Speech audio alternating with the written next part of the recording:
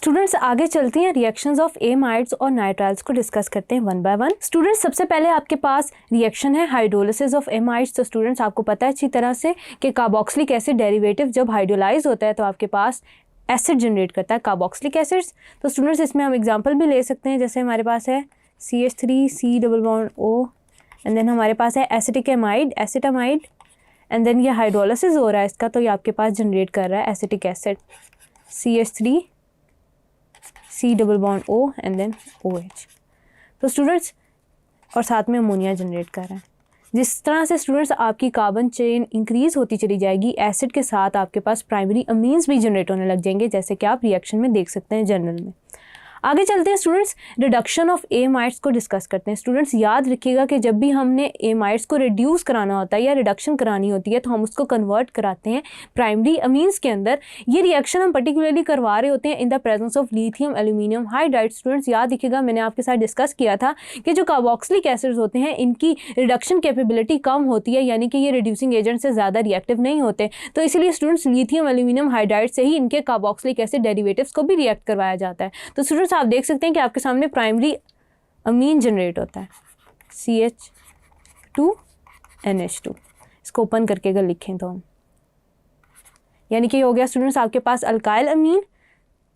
Then students इसका हम एक ब्रीफ सा मैकेनिज्म डिस्कस कर लेते हैं कि ये रिएक्शन कैसे हो रहा है या कैसे कन्वर्जन पर्टिकुलरली हमारे पास हो रही है। तो स्टूडेंट्स लिथियम एल्यूमिनियम हाइड्राइड में स्टूडेंट्स याद रखिएगा कि आपके पास जो ये इसका जो एनायन होता है लिथियम एल्यूमिनियम हाइड्राइड का, यानी कि एल्यूमिनियम हाइड्राइड पे जो नेगेटिव चार्ज होता है ये कार्बन पे अटैक करता है।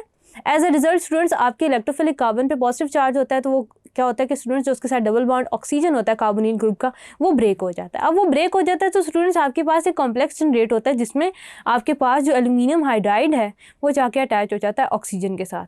उसके बाद स्टूडेंट्स ये होता है आपके पास के एज अ रिजल्ट होता है ये आपके पास के यहाँ पे आपके पास प्रोटॉन शिफ्ट होता है। प्रोटॉन शिफ्ट की वजह से होता है ये कि आपके पास नाइट्रोजन पे पॉजिटिव चार्ज आ जाता है और साथ में 2 हाइड्रोजन होते हैं, और एज अ रिजल्ट आपके पास ये कम्प्लेक्स रिमूव हो जाता है। अब ये रिमूव हो गया स्टूडेंट्स आपके पास। अब यहाँ पे स्टूडेंट्स होता ये है कि दोबारा से कार्बन पे अटैक होता है, यहाँ पे एक हाइड्रोजन ऐड होता है और यहाँ पे चार्ज जो है वो न्यूट्रलाइज हो जाता है। चार्ज जब न्यूट्रलाइज हो जाता है तो एज अ रिजल्ट स्टूडेंट्स आपके पास अमीनो इथेन जनरेट होता है जो कि एक प्राइमरी अमीन है। तो ये तो हो गया स्टूडेंट्स रिडक्शन ऑफ एमाइड्स, यानी कि हमने देखा कि कैसे लिथियम एल्यूमिनियम हाइड्राइड के एल्यूमिनियम हाइड्राइड एनायन ने अटैक किया कार्बन के ऊपर, as a result intermediate generate किया हाइड्रोजन ऐड करके।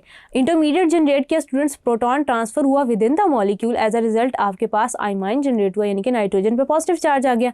फिर स्टूडेंट्स हमने देखा कि दोबारा से हाइड्रोजन ऐड हो रहा है, दोबारा से एनायन रिएक्ट कर रहा है कार्बन के ऊपर और आपका एज अ रिजल्ट जो चार्ज है नाइट्रोजन के ऊपर वो न्यूट्रलाइज हो रहा है और आपके पास एज अ रिजल्ट जनरेट हो रहा है अमीनो इथेन। तो स्टूडेंट्स रिडक्शन ऑफ एमाइड्स के बाद हम चलते हैं हाइड्रोलिसिस ऑफ नाइट्राइल्स की तरफ चलते हैं। स्टूडेंट्स याद रखिएगा कि आपके पास पर्टिकुलरली जो हाइड्रोलिसिस ऑफ नाइट्राइल्स है ये डबल स्टेप रिएक्शन होती है। वो कैसे?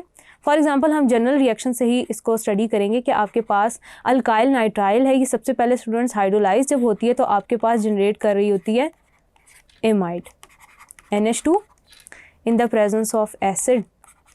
और स्टूडेंट्स पहले स्टेप में होता है ये कि आपके पास ये एमाइड्स में कन्वर्ट होती है। देन स्टूडेंट्स आप जब इसको दोबारा हाइड्रोलाइज करते हैं in the presence of acid तो आपके पास स्टूडेंट्स जनरेट हो रहा होता है कार्बोक्सिलिक एसिड, जैसे कि बाकी कार्बोक्सिलिक एसिड फंक्शनल ग्रुप या डेरिवेटिव्स के साथ रिएक्शन हुआ। तो स्टूडेंट्स ये हो गया हमारे पास hydrolysis of nitriles. I hope आप जानते होंगे स्टूडेंट्स कि हम नाइट्राइल्स किन कंपाउंड्स को, किन ऑर्गेनिक कंपाउंड्स को कहते हैं।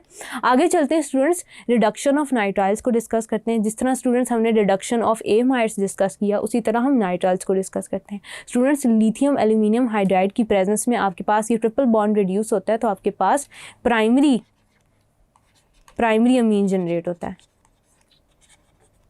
प्राइमरी अमीन जनरेट होता है स्टूडेंट्स, आप इसके R ग्रुप के साथ मिथाइल ग्रुप भी रिप्लेस कर सकते हैं किसी भी कार्बन चेन लेंथ की। जब भी आपके पास कभी क्वेश्चन में आए कि रिडक्शन है तो स्टूडेंट्स याद रखिएगा कि आप कहेंगे कि वो प्राइमरी अमाइंस में कन्वर्ट हो रही है। देन स्टूडेंट्स आगे चलते हैं, डिस्कस करते हैं reaction of Grignard reagent with nitriles. तो स्टूडेंट्स याद रखिएगा कि आपके पास अल्काइल मैग्नीशियम हेलाइड जब भी नाइट्राइल के साथ, अल्काइल नाइट्राइल के साथ रिएक्ट करेंगे तो as a result ketones generate करेंगे। कीटोन्स जनरेट करेंगे स्टूडेंट्स, इसकी हम एक एग्जांपल लिखते हैं आपके पास। तो स्टूडेंट्स आपके पास है ethane nitrile plus methyl magnesium bromide.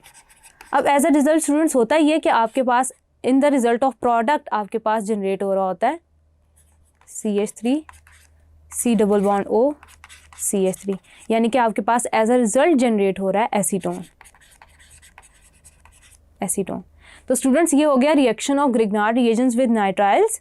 आगे स्टूडेंट्स हम चलते हैं, डिस्कस करते हैं सोसाइटी, टेक्नोलॉजी और साइंस, यानी कि किस तरह से हम कार्बोक्सिलिक एसिड्स को अपने डेली लाइफ में देखते हैं। स्टूडेंट्स आपके पास जो अल्कोहल्स हैं, जिस तरह उनको प्रिजर्वेटिव्स के तौर पे यूज़ किया जाता है, उनको मुख्तलिफ सॉल्वेंट्स के तौर पे यूज़ किया जाता है, बिल्कुल इसी तरह आपके पास कार्बोक्सिलिक एसिड्स को यूज़ किया जाता है in the form of solvents use किया जाता है, इनको प्रिजर्वेटिव्स के तौर पर यूज़ किया जाता है, इनको फ्लेवर्स में आप यूज़ करते हैं स्टूडेंट्स। मुख्तलिफ ब्लूबेरी, रेस्पबेरी, जस्मीन फ्लेवर्स, ये सारे कार्बोक्सिलिक एसिड से डिराइव किए जा सकते हैं, एस्टर्स के थ्रू डिराइव किए जा सकते हैं। यानी कि स्टूडेंट्स आपके पास हमारी फूड इंडस्ट्री में कार्बोक्सिलिक एसिड की एक वास्ट एप्लीकेशन है। उसके अलावा स्टूडेंट्स आपके पास सिट्रिक एसिड है। Citric acid naturally occurring compounds में, ऑर्गेनिक कंपाउंड्स में प्रेजेंट है, सिट्रस फ्रूट्स में प्रेजेंट है, जैसे आपके पास हो गया लेमन हो गया, ऑरेंज हो गया। तो स्टूडेंट्स ये हमारी नेचुरल फूड का भी पार्ट है।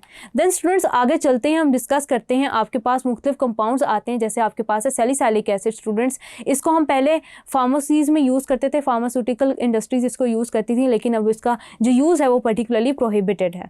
उसके अलावा students lactic acid students naturally occurring organic compound है, पर्टिकुलरली कहें तो कार्बोक्सिलिक एसिड है, ये मिल्क में प्रेजेंट होता है। और उसके अलावा स्टूडेंट्स मुख्तलिफ ऑर्गेनिक कंपाउंड जो हमारे मुख्तलिफ फूड प्रिजर्वेटिव्स हैं उनके अंदर भी इनको यूज़ किया जाता है, बेकरीज में इसको यूज़ किया जाता है। उसके अलावा स्टूडेंट्स जितने भी आपके पास कार्बोक्सिलिक एसिड्स हैं, मेजॉरिटी स्टूडेंट्स आपके पास नेचुरली अकरिंग है, सब किसी ना किसी फ्लेवर से रिलेटेड हैं, जैसे कि मैंने पहले डिस्कस किया। उसके अलावा स्टूडेंट्स इनको हम अपनी परफ्यूम इंडस्ट्री में यूज़ करते हैं, अपने कॉस्मेटिक इंडस्ट्री में यूज़ करते हैं, इनके डिफरेंट टिपिकल किस्म के यूजेस हैं। तो स्टूडेंट्स इसके साथ ही हमारा आज का चैप्टर खत्म होता है। आई होप कि आपको मेरा समझाया हुआ एक एक टॉपिक बहुत अच्छे से समझ आया होगा। This is your on screen chemistry instructor Imsha sir signing off from tutoria.pk। इंशाल्लाह will see you in the next video with next chapter. Till then take care, अल्लाह हाफिज़।